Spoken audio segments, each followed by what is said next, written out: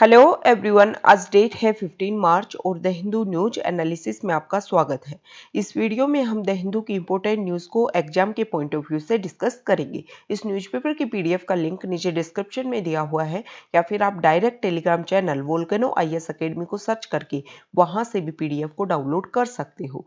First news, centre likely to allow residents to fill their NPR details online. Context क्या है? Home ministry ने एक report publish की है कि सेंसस कंडक्ट होने से एक महीने पहले जो रेजिडेंट्स हैं हमारे इंडिया के, उनको ऑनलाइन जा करके अपनी सारी डिटेल्स को भरना होगा। हालांकि NPR का जब क्वेश्चन आता है तो उसके बारे में कुछ भी अभी पब्लिक में नहीं क्लियर किया गया है, लेकिन सिर्फ और सिर्फ 2019 के आधार पर जो सारी बेसिक फैक्ट्स मांगे जाते हैं एक रेजिडेंट्स के, कि उसकी date of birth, date of place, उसके फादर एंड मदर की date of birth, date of place, इसके अलावा लास्ट रेजिडेंस में कहाँ रहे थे, आधार कार्ड ऑप्शनल है, वोटर ID कार्ड के बारे में मांगा जाता है, मदर टंग कौन सी है, और मोबाइल फ़ोन से ये सब कुछ, मतलब एक मोबाइल फ़ोन नंबर वेरिफिकेशन किया जाता है, और ड्राइवर्स का जो लाइसेंस नंबर है उन सबको मांगा जाएगा। तो ये सारी डिटेल्स ऑनलाइन जाकर के भरनी होगी। कोई भी बायोमेट्रिक्स और कोई भी डॉक्यूमेंट्स को कलेक्ट नहीं किया जाएगा, ये होम मिनिस्ट्री ने अपनी रिपोर्ट में बोला है। ठीक है, इन सब के बारे में जब ऑनलाइन जाकर के आप अपनी फिल करोगे अपनी सारी डिटेल्स, तो एक कोड जनरेट होगा, रेफरेंस कोड, और वो इन्यूमरेटर को प्रोवाइड होगा। और जब ये कोड को आप मोबाइल फ़ोन में या ऐप में एंटर करोगे तो आपकी सारी डिटेल्स जो डाटाबेस है हमारे इंडिया का, उसमें जाकर के अपडेट हो जाएंगी। देखो, ये जो NPR है, नेशनल पॉपुलेशन रजिस्ट्री, इसके बारे में 2010 में भी पता किया गया था, और 2015 में इलेक्ट्रॉनिकली डाटाबेस कलेक्ट किए गए थे हमारे 119 करोड़ रेजिडेंट्स के। अब तो अब दोबारा से जब हमारी सेंसस कंडक्ट करवाई जाएगी उससे 1 मंथ अर्लियर ये सारे डिटेल्स भरवाए जाएंगे सभी रेजिडेंट्स से। देखो, जो सेंसस है वो पहले भी कंडक्ट हो जाती, लेकिन 2020 में कोविड-19 की वजह से जब लॉकडाउन लग गया तो सेंसस कंडक्ट को एक्सटेंड करना पड़ा था। अभी जो NPR जो टर्म है उसके बारे में हम सारे बेसिक फैक्ट्स देख लेते हैं। National population register, national population register को registrar general of India under home ministry, ये जो ऑफिस है वो इसको कंडक्ट करवाती है। कौन सी office? Registrar general of India under home ministry. ये जो NPR है, इसकी जो डेफिनेशन की अगर हम बात करें तो हमारी कंट्री में जो यूजुअल रेजिडेंट्स रहते हैं उनकी एक लिस्ट है NPR। Usual residents of the country, कोई ऐसा व्यक्ति जो पिछले 6 महीने से किसी एक लोकल एरिया में रह रहा हो या हमारे इंडिया के किसी प्लेस पर रह रहा हो, और उसका इरादा है कि वो अगले 6 महीने तक और हमारे इंडिया में रुकेगा, तो ये नेशनल पॉपुलेशन रजिस्टर है। ये जो NPR है इसको हमारे सिटीजनशिप एक्ट 1955 का जो प्रोविजंस है और सिटीजनशिप रूल्स 2003 उसके तहत इसको तैयार किया जाता है, और ये मैंडेटरी है जो हमारे यूजुअल रेजिडेंट ऑफ इंडिया है कि वो NPR के थ्रू अपना रजिस्ट्रेशन करें। पहले 2010 में भी NPR को कलेक्ट किया गया था जब हमारी हाउस लिस्टिंग करवाई गई थी फेज ऑफ सेंसस 2011, मतलब 2011 की जो सेंसस हुई थी उसमें हाउस लिस्टिंग जो फेज था उसमें NPR को कलेक्ट किया गया था। NPR के बारे में सारे डाटा कलेक्ट किए गए थे। फिर 2015 में ये जो डाटा है इसको अपडेट किया गया था by conducting a door to door survey. ठीक है, तो ये NPR है। NPR के बारे में सारे बेसिक फैक्ट्स हमने देखे कि हमारी जो पॉपुलेशन में है, हमारे जो यूजुअल रेजिडेंट्स है हमारी कंट्री के, उन सब के बारे में सारे बेसिक फैक्ट्स को पता किया जाएगा। और ये जो NPR है इसके बारे में हमने देख लिया कि registrar general of India under home ministry इसके बारे में सब कुछ पता करता है।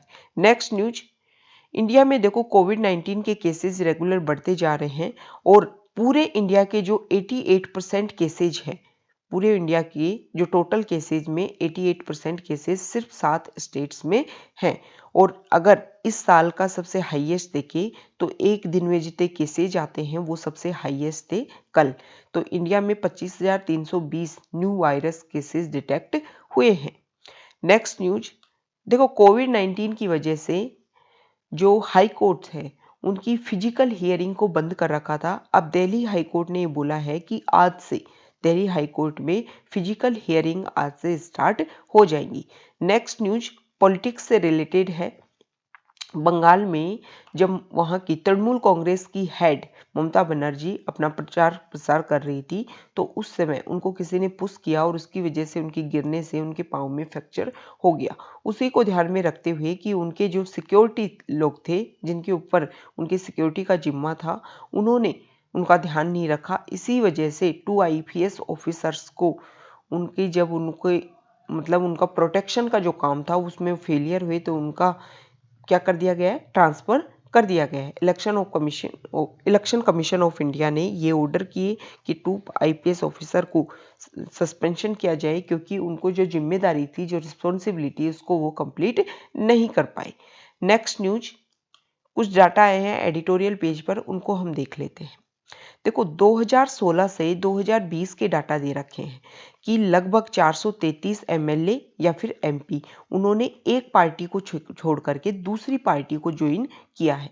5 साल के डाटा है और इनमें से जो ज़्यादातर मतलब टोटल जो MLA MP ने अपनी पार्टी छोड़ के दूसरी पार्टी को ज्वाइन किया, उसमें से 45% MLA और MP ने BJP को ज्वाइन किया। ठीक है, जिसमें से ये जो 433 MLA और MP हैं, उसमें से 177 MLA और MP कांग्रेस के थे, उन्होंने कांग्रेस को छोड़ा और 5 साल के अंदर दूसरी पार्टी को ज्वाइन किया। ये जो डाटा है from association for democratic reform show, उसने ये डाटा पब्लिश किए हैं। यहाँ पे देखो ज़्यादातर इंडियन नेशनल कांग्रेस, मतलब टोटल जिन पार्टी से लोग ने अपनी पार्टी से मतलब अपनी सीट को छोड़ा, अपनी पार्टी को छोड़ा और दूसरी पार्टी को ज्वाइन कर लिया, तो इंडियन नेशनल कांग्रेस में से मतलब पूरे लोगों में से जितनों ने पार्टी छोड़ी, उसमें से 66% of those who left the Congress join the BJP। मतलब इंडियन नेशनल कांग्रेस में से ज़्यादातर लोगों ने जो अपनी पार्टी छोड़ी, कांग्रेस को छोड़ा, तो उसमें से 66% लोगों ने BJP को ज्वाइन कर लिया था। यहाँ पर अलग अलग स्टेट में इलेक्शंस की बात की गई है कि कब किस स्टेट में इलेक्शन हुए थे और फिर वहाँ पर कितने लोगों ने अपनी पार्टी को छोड़ा। तो सबसे ज़्यादा यूपी असेंबली के इलेक्शन के समय में 35 कैंडिडेट्स ने अपनी पार्टी को छोड़ा और दूसरी पार्टी को ज्वाइन किया था। उसके बाद में तेलंगाना असेंबली इलेक्शन में 30 लोगों ने, अरुणाचल प्रदेश असेंबली इलेक्शन में 28 लोगों ने, MP असेंबली बाई इलेक्शन में 25 लोगों ने। इस तरह से यहाँ पर हर स्टेट का और लोकसभा के बारे में भी दे रखा है। आगे इसमें बता रखा है कि जो MP और MLA ने अपनी पार्टी को छोड़ करके दूसरी पार्टी को जब ज्वाइन किया, तो जब उन्होंने अपने डाटा पब्लिश किए, उनकी पर्सनल जो इंफॉर्मेशन है उसको पब्लिश किया, तो उनकी जो एसेट्स है वो काफ़ी बड़ी हुई दिखी। तो यहाँ पर देखो नाम बता रखा है, यहाँ उनकी असेंबली या प्रीवियस पार्टी और न्यू पार्टी और उनमें कितनी राइज हुआ उनकी जो असेट्स है, वो सब यहाँ पर दिखा रखा है। नेक्स्ट न्यूज यहाँ देखिए, देखो जो हमारी गवर्नमेंट है उसने सरस्वती नदी के बारे में एक कमेटी डिक्लेयर की थी और उस कमेटी को सेंटर ने अब दोबारा से इस मिथिकल सरस्वती रिवर का पता लगाने के लिए उस पैनल को दोबारा से रिकंस्टिट्यूट कर दिया है। ठीक है, तो देखो सेंटर ने एक एडवाइजरी कमेटी को दोबारा से बना दिया है। ये जो कमेटी है वो 2017 में बनी थी, 28 दिसंबर 2017 में, और 2 साल के लिए इसको बनाया गया था। ये जो यहाँ देखियो आर्कियोलॉजिकल सर्वे ऑफ इंडिया ने ये जो पैनल है, कमेटी है, उसको दोबारा से रिकंस्टिट्यूट कर दिया है और उसके लिए नोटिफिकेशन जारी कर दिया है। Advisory committee for the multi disciplinary study of the river Saraswati, पहले भी 2 साल के लिए ये बनी थी और अब दोबारा से इसको बनाया गया है और अगले कुछ समय के लिए ये मिथिकल जो रिवर है हमारी, उसके बारे में सारा पता करेगी। ठीक है, देखो ये जो कमेटी बनी है मिथिकल रिवर, सरस्वती रिवर के बारे में पता करने के लिए ये जो कमेटी है इसको चेयर करेंगे, मतलब इसके जो हेड होंगे वो होंगे कल्चरल मिनिस्टर।